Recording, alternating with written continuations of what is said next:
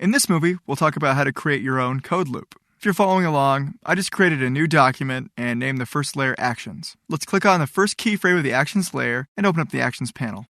The first step in creating a loop is to type the word for. It should turn blue. Then type an open parenthesis, then type var, then a space, I, colon, number with a capital N, space equals space, 0, then a semicolon. Well, this probably looks really familiar because we've done this before. We've created variables and set the data type. That's all we're doing here. We're creating a new variable called I that's a number equal to 0. Now, when you create a for loop, you don't have to use the variable I. It's just a common practice that Flash developers do. I stands for index. This is also known as an index loop.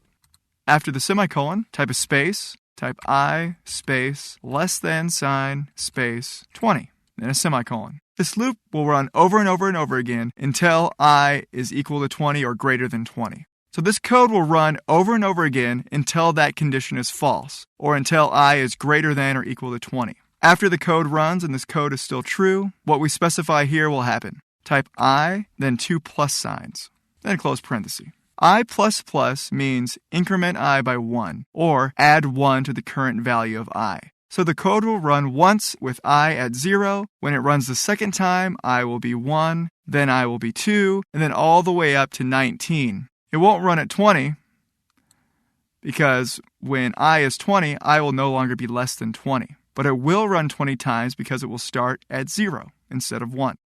Now let's write the code that actually happens inside of the loop. After the close parenthesis, go to the next line, open curly brace, next line, close curly brace, up arrow, and then press enter to get into between the curly braces.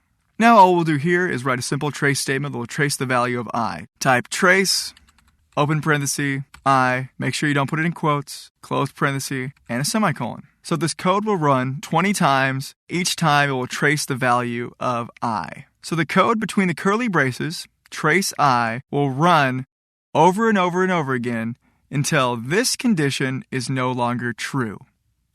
Let's test the movie and see the results in the output window. I'm going to drag the output window so we can look at our code. So we see the code ran once at 0, then all the way up to 19. And so that is how to create a for loop. Now that you know how to write a loop, you can put anything you want inside of your loop. You don't have to use a trace statement. You can move X and Y values, anything you want, and it'll run over and over again as many times as you specify. Now that we can do this, let's use a loop to drag instances out of our library at runtime.